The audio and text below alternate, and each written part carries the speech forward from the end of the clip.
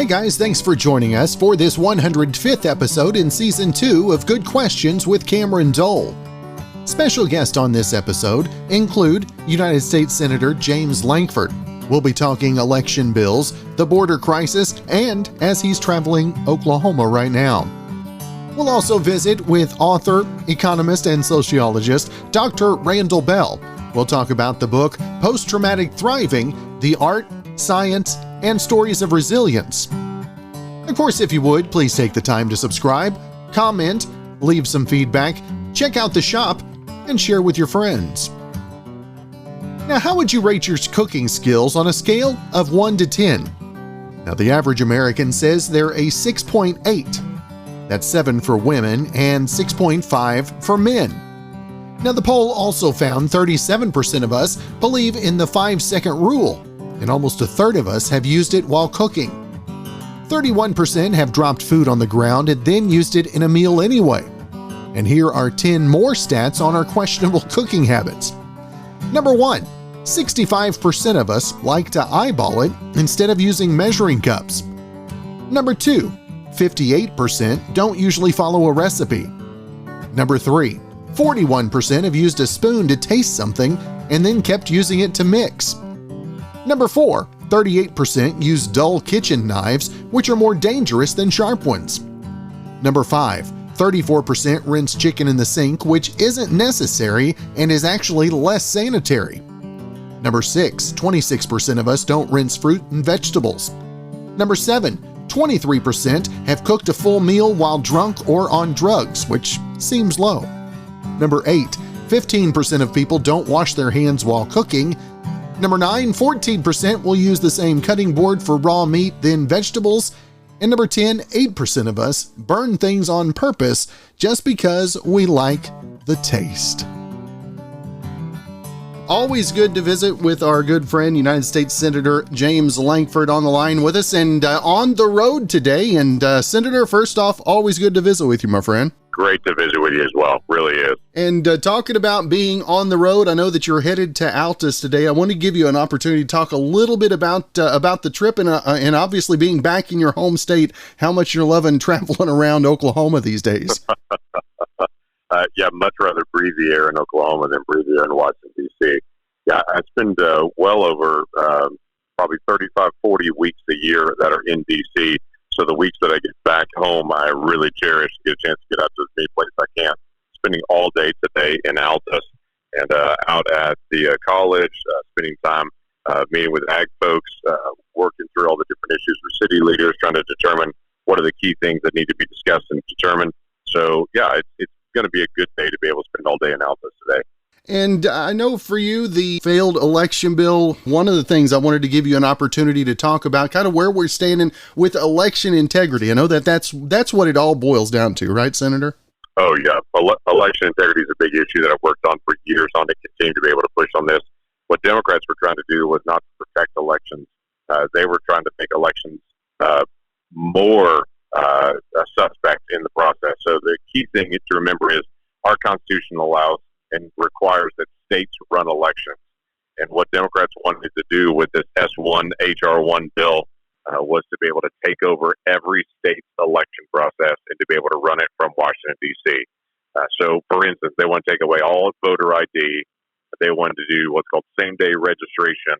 So you could walk up to the polling place and say, I want to vote here, not have an ID, and just vote. That opens the door to fraud to be able to do that. They also wanted to be able to have what's called ballot harvesting, where political people from different campaigns could go door to door and go pick up ballots from people, literally go to their door, knock on the door, say, have you mailed in your ballot yet? If you requested an absentee, if you haven't, we'll fill it out together, and then I'll go deliver it for you. That just opens the door for fraud as well. So there's so many areas that this 880-page bill was such a bad idea, from federal funding of campaigns and using tax dollars to be able to run campaigns, to ballot harvesting, to all kinds of issues. So we pushed against that for months. We beat that back, and that bill is gone now. We really believe in October they're going to try to bring up a different bill that they call S4. And when that bill comes up, it will be kind of the same thing, just wrapped in a different package. Instead of taking over every election, they want to give the authority for election decisions in every state to the Department of Justice. So our state could not make changes to our election without permission from Washington, D.C. They call it pre-clearance. It's just as bad of an idea. We're going to continue to be able to push back against that as well and to say there's no reason the state of Oklahoma should have to play Mother May I with Washington, D.C.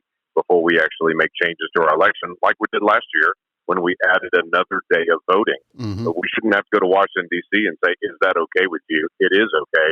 It's a good thing to be able to do that. And we're continuing to be able to push back against all these issues. And Senator, wanted to give you a chance also to talk about the bill that you've been working on with Marsha Blackburn about ending taxpayer support for abortion. And I know that there's other parts to the bill as well. Yeah, there is. So our main focus is that we want to end abortion, and this has been a real frustration for us. It's the most obvious thing that you can imagine. You look inside the womb and see a child there with 10 fingers and 10 toes and a beating heart, DNA that is different than the mom or the dad. Everyone would recognize that's a different person. And for whatever reason, there's a whole group of folks politically that say, no, we refuse to acknowledge what is self-evident, that child that's there is actually a child that's worthy of protection. I just believe every child is valuable. I don't think, as my Democrat colleagues do, that some children are disposable and some children are keepable. I think every child is valuable. And so we should continue to be able to protect each life. This has been a basic policy on it. What is the floor of our conversation is that there's no funding for abortion. The Biden administration came in immediately and said, no, we want to allow federal funding for abortion. And we want to allow our tax dollars to be used to be able to pay for the taking of life of children. For all of us that believe children are valuable, we think it's terrible to be able to use our tax dollars that way. So Marsha Blackburn and I, and a few others, we're actually pushing out a bill to be able to make sure that we cannot use any federal dollars ever to be able to take life. We want to be able to protect life, not take life with our federal dollars. So we say over and over again, abortion is not health care. Health care is about protecting the life of individuals, not taking the life of individuals. So we're continuing to be able to press on this and be able to do what should be pretty simple. And Senator, also wanted to give you an opportunity, the border that has been a point of contention for years, and I wanted to give you an opportunity to talk about where we're at right now with the border crisis, sir. Yeah, Cameron, I wish it was only the border was the issue right now. Last month, we had the highest number of people crossing the border in 20 years. That was the month before that way and the month before that way. So our numbers continue to go up of illegal crossings at the border. We've had 100 countries illegally cross the border just this year. So people coming literally from all over the world because they know that border is open and they're coming to be able to cross. But it's not just the border anymore. President Biden now has started blocking the ICE officials inside the country from actually deporting anyone. That's the big shift that's occurred just in the last month. We have 6,000 ICE agents across the country. Last month, they had 3,000 deportations, 3,000 for 6,000 ICE agents. So it's become a major issue where the Biden team is clamping down and saying, not only are they opening up the border in the South, they're no longer deporting people. And they've even gone so far as to reach out to some people that were deported under the Trump administration and to say, if you would have been here during the Biden administration, we wouldn't have deported you. So they're literally inviting people back in that had illegally crossed in the country, that were criminal aliens, and had said to them, hey, under our administration, we wouldn't have deported you. We want you to be able to come back. That is absolutely absurd. So we're doing everything we can to be able to block DHS nominees, to be able to aggressively put the message out. This cannot be, but the executive branch is responsible for enforcing the law. If they're not going to enforce the law, we're trying to find every lever that we can to be able to press on it, to be able to tell the executive branch, you have to go enforce the law. That is your job. And Senator, always want to give you an opportunity to mention just what are the biggest points of contention that you've been getting from the constituents since you've come back to the state these last couple of weeks. There's several things. A lot of folks want to talk about immigration. They're really frustrated with what's happening. Oklahomans that I meet don't mind legal immigration. They just really, really don't like our open borders that are happening right now under the Biden administration. So that's been a big issue a lot of people want to talk about. People are talking about the economy. And what's happened with the employment issues since this COVID bill that passed in March, it really wrecked our economy and is driving up inflation. And so a lot of people are talking about the cost of groceries now, how hard it is to get parts and supplies. And so that's been a big issue. A lot of folks are talking about illegal marijuana growth in the state.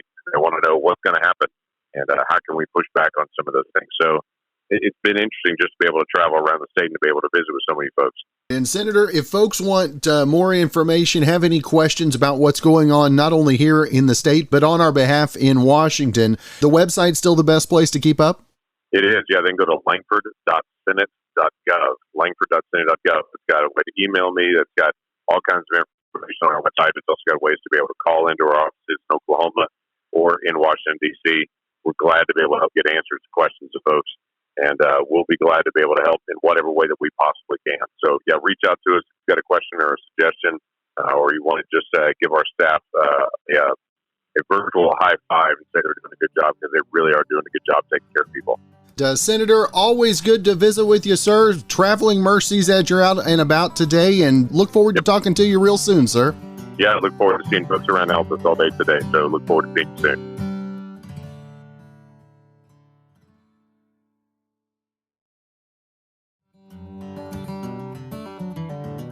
Now, have you ever received something by mistake and decided to keep it? Well, this woman is taking that idea very seriously. A woman named Chloe Fountain is going viral on TikTok after posting several videos of a construction crew working in her backyard. She claims they showed up to the wrong house and she has no idea what they're building. But she's not going to tell them until they're done, because she wants whatever it is they're installing. She says it looks like some kind of deck or patio. Now, initially, she talked about getting it for free, but when people pointed out how terrible it would be if she didn't say anything and then refused to pay, she clarified that she would pay for it, but she still isn't going to stop them. Naturally, some people are wondering if this is a publicity stunt. It's possible the crew showed up at the wrong house, but she's done updates over multiple days, so it's hard to believe that it could go this far without the crew knowing. And her most recent update even mentions people found the company and called them to rat her out. But she claims they're still going to finish the job. Our final guest on the show today, a friend of the show also, the master of disaster. I was checking out the picture of you wearing the hat when I was looking through some images earlier today. Dr. Randall Bell is back with us today. And first off, Dr. Bell, thank you again so much for your time. Oh, Cameron, it's great to be with you. Thank you. Now, the last time we spoke, obviously, we talked about the book, Post-Traumatic Thriving, the Art, Science, and Stories of Resilience. And my first question for you is, now that things are opening back up, are we doing better or are we not getting better as we should? I think things are getting better. I'm a perpetual optimist, but my sense is that there's a lot of healing going on. There's a lot of people that just want to practice self-care, take a trip or go to the beach or, get out and do stuff. I happen to live right by the beach, and I'll tell you, it's just jammed down here because people are, we've been living in a cave for months, and I think I'm optimistic. And as things open up, are you noticing the businesses, how they're adapting their models with what we've done this last year? Are they making the shifts necessary, you think? I think some are and some aren't. I mean, as you know, Cameron, I'm both an economist and a sociologist, so I kind of look at things in terms of spectrums. And, a lot of restaurants are certainly bouncing back, but the office sector is interesting because a lot of offices, including my own, where we have a lot of people coming in, it's kind of gone to a hybrid model where some people come in and some people are working more effectively from home. And as long as the work is effective, that works. But that has that's kind of a tough thing for being an office investor or an office building, manager investor, because there's not as much demand. So it's, you got to look at each sector and how people are responding. But overall, I think people are kind of, thrilled to have the COVID in the rearview mirror. more and more. Yeah. And you talk about the sociology as well. And how do you think folks are managing not being around people? And you talked about doing more distance work. I'm doing that myself. And I notice missing some of the social interaction. How do we make up for that? You got to, you hit the nail on the head. We're social creatures. People are social creatures. And the most horrible torment you can put a person through is isolation or isolating people. That's torture. So we got to keep a balance. And even though we may be working from home, I can just tell you how our office does it, is that we do have a mandatory staff meeting. In fact, it's today. I'm getting ready for it on Wednesdays, where everybody physically needs to be there. If I'm out of town, I'll even fly in to be there because we need to maintain that connection. We just were successful in landing tickets for a Christmas party at the Magic Castle, where I happen to be a member. So to get the group together, I think we're from home, but we're not going to be totally isolated. We're going to make real efforts to bring the group together. And how do you think that businesses have to change the way we see things? Talking about doing things remotely, but still being kind of keeping the coexistence as well socially. How do we have to morph to evolve, if you will, going into looking forward to 2022 as well? Yeah, you got to stay flexible. Otherwise, you'll be qualified for a world that no longer exists. And, let's face it, we have a new normal here with COVID, and people are very proficient with, like meetings we're having right now. And so we've got to adapt to that. But, people in leadership roles really need to make those critical decisions. Some businesses are completely remote. My son happens to work for a software company that's like that. They get together once a year and that's it. Even the secretary, the CEOs, everybody's remote. And that works for certain businesses. It doesn't work for my business. We need to be together. We need to synergize. We need to get in the boardroom and talk through ideas. We have to, use the whiteboard and the online or the big monitor on the wall. That's how our business works. And some businesses, like restaurants, you have no choice. You can't eat virtually. So you kind of have to look at what sector you're in and make intelligent choices, realizing that this is the world we're in. In the book, I wanted to give you an opportunity to talk about how this addresses what we're all going through at this time. Well, Cameron, I started writing this book 10 years ago. Nobody had any idea of COVID. Certainly I didn't. But the same principles are foundational, whether we're talking about, working through COVID, which has been traumatizing to virtually everyone I've met, or we're talking about another type of trauma, something we went through as a child. I went through open heart surgery when I was a kid, and that was traumatizing to me as a kid. I've had to deal with that. Or we go through a death or a divorce or a disease or a disaster. We're getting hit on with problems all day long. It's this thing called life. And so whether it's COVID or one of these other traumas, really our success in life, however you want to define that, is largely going to be defined by how resilient we are and how well we bounce back from these bumps and bruises and problems that we're going to have. And you talked earlier about being an everlasting optimist. How do you keep optimistic in the midst of all that we've seen and all of the questions? I mean, and no answers, it seems like sometimes. Yeah, well, my book is based in science. I cite lots of scientific studies, then I interweave stories of real people kind of applying these principles. And when it comes to these questions of happiness, there's really good science there. It came out of the University of Riverside, where it's been discovered that out of 100% of our happiness, 50% is our DNA.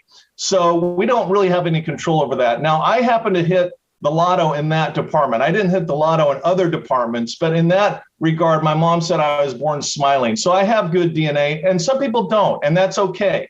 But we need to, understand half of our happiness is dependent on the chemicals kind of going through our bloodstream, which are emitted through our DNA makeup. only 10% of our happiness are the events that happen to us. So only 10% of our happiness is going to be attributed to something like COVID or a disease or a death or a divorce, any of those things. Yeah, they hit and they hurt, but that's 10%. 40% of our happiness is dependent on activities, things we choose to do or not do. So, for example, I study disasters all day long. I mean, I get called the master disaster all the time by the media and everyone else. And, it's kind of funny and I go along with it. But think about it. I'm going all over the country to sites of disasters. I meet people whose lives have been train wrecked, and that can kind of get you down. So I purposely live and work close to the beach because for me, the beach really kind of reboots my brain and reboots my whole system. So that's me. Everyone's kind of have to decide for themselves those 40% of activities they're going to choose. But the two that are really scientifically proven in the book to really work in post-traumatic thriving endeavors are deep breathing exercises, which we call grounding. You can call it meditation or yoga. I don't care what you call it. But deep breathing literally rewires our brain. There's studies out of Harvard that prove that. And the other one is telling our story, which we call sitting in the fire and having those uncomfortable conversations like, you know what, I'm willing to admit that COVID's been hard, and you talk about it. And that in and of itself is very therapeutic. It doesn't cure the problem, but expressing it, getting it out of our system avoids the number one problem where we keep it bottled inside and start an internal war. We don't want that kind of stuff. And for those that have families that have been locked together for so long, I mean, what's the key to keeping family sanity in the midst of all of this as well? It's that same formula. 10% is, COVID's caused this problem. We're all bunkered down together and we're getting on each other's nerves. You got it. It's 10%. 50% is our DNA. And sometimes that has to be monitored through, prescription drugs and that kind of thing. I'm certainly not against any of that if you happen to have those DNA issues. But again, the family has to pick 40% of their happiness is going to, and they have to pick activities that get them out of the funk, whether it's, I've seen families have virtual meetings where they all get together virtually once a week and talk, or virtual dinners. I guess you can't eat virtually after all, but you got to pick activities that work for the group to kind of address this so we don't get, too down about the whole thing. As things have opened up and you've had the opportunity to get out and speak and talk to others around the nation at the different disasters, what's maybe the biggest thing and maybe the question that folks are asking you the most right now? Is this ever going to end? I'm still working on hurricane damage down in Texas and flooding issues that happened years ago.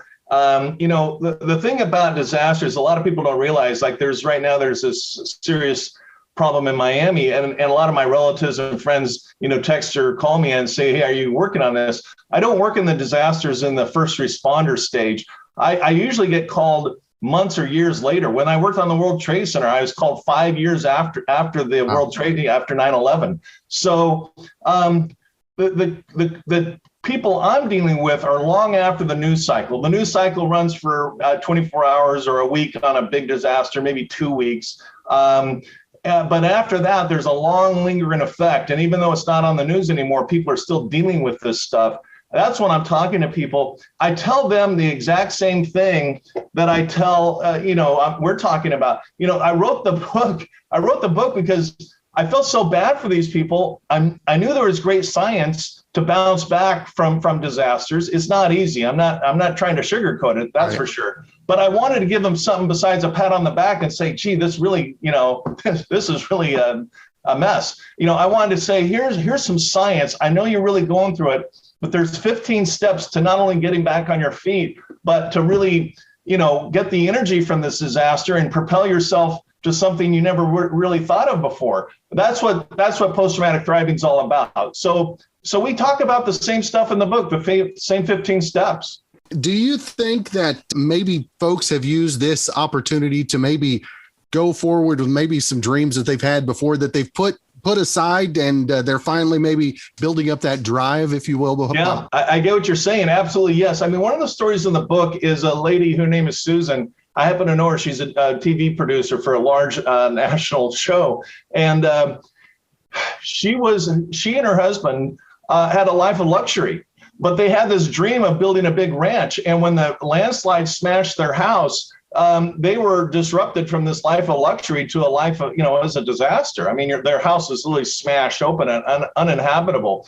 Now they have that dream. They have that ranch. I've been there. They've got 15 buildings on this ranch. And, I won't go through the whole operation, but they're living their dream of outfitting Western movies with all kinds of props and guns and horses and stuff. That was always their big dream. So the disaster, I was having lunch with them or dinner, and and Peter, the husband, said, this disaster was the best thing that ever happened to us. It can be the same thing with COVID, because it gives you a lot of time to think things through and to really strategize, or frankly, the time can be squandered. It's a choice. But if you look at it with the right perspective, the right attitude, it's a really exciting time to really kind of stir things up and do the things we've been daydreaming about and really getting them going. How has this time maybe changed your excitement looking forward to the summer after last year? I mean, you live on the beach, so I mean, you're pretty much in summer all year round anyway, right? It gets colder here than people realize, but I'm very fortunate to be where I am. Yeah.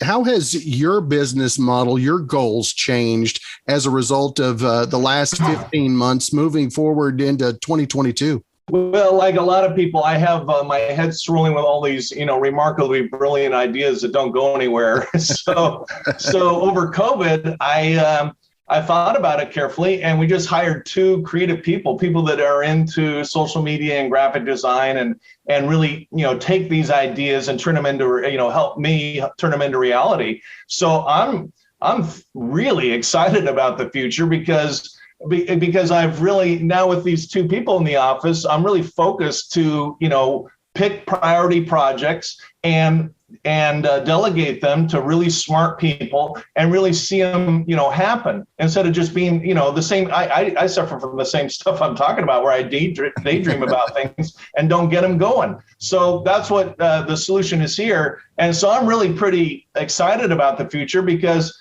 these things that I've been wanting to do are now getting done. So that's the idea, is to take the time, whatever it is, to look at our daydreams, our ambitions, and put them into action.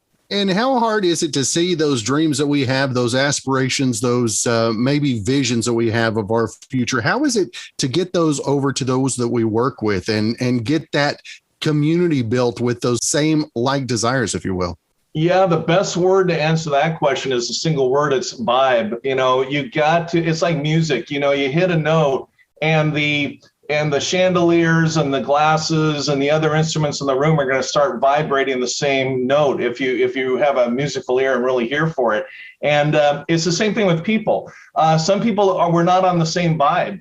And I'm not being judgmental. Maybe their vibe's higher or better than mine, but we all have a vibe, and we want to connect people where we connect with people that we connect with. We want to get on the same vibe. So there's excitement and passion about the stuff we're doing. There's nothing worse than coming to a job where people aren't excited or passionate about what they're doing.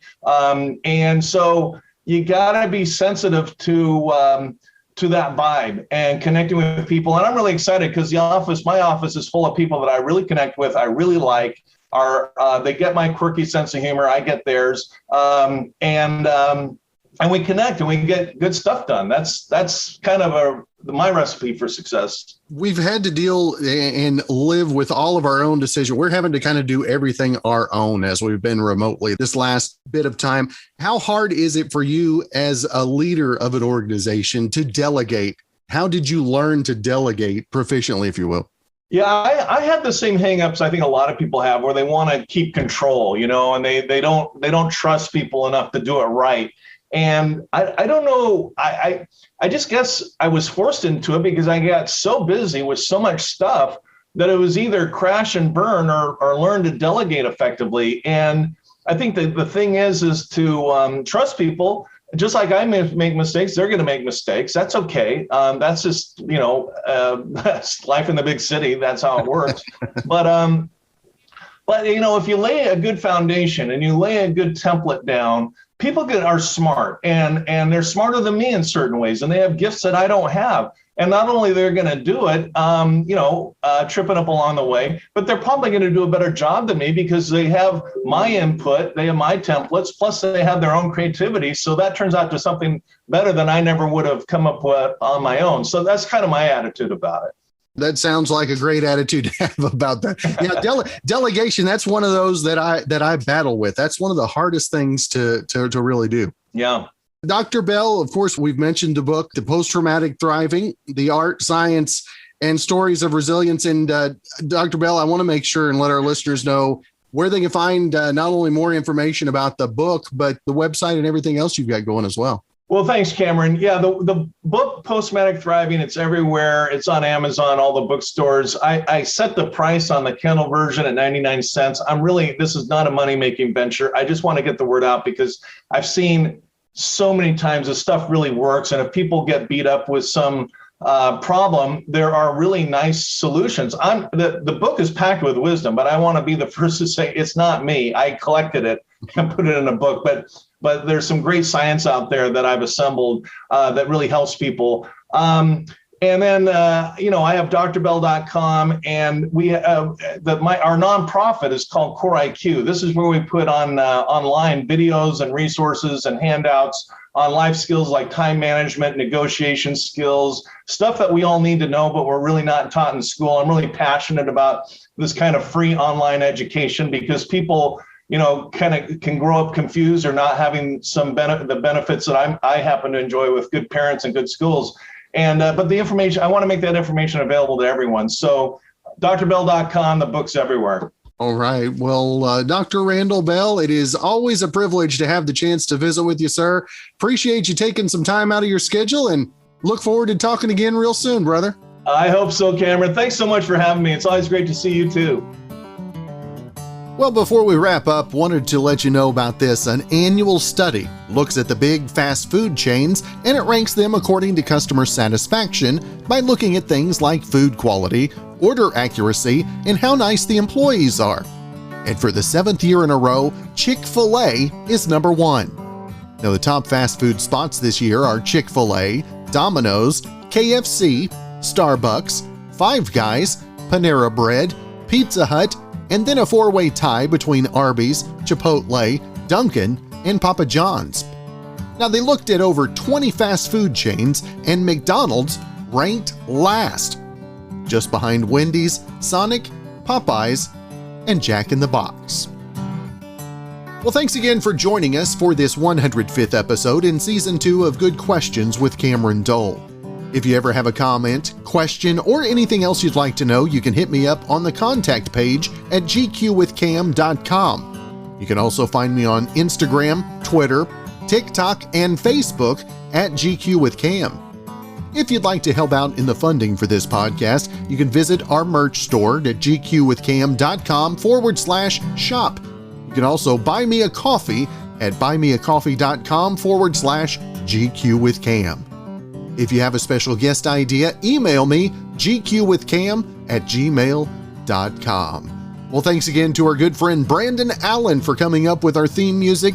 We're going to let him play us out and hope you guys have a great rest of your Wednesday.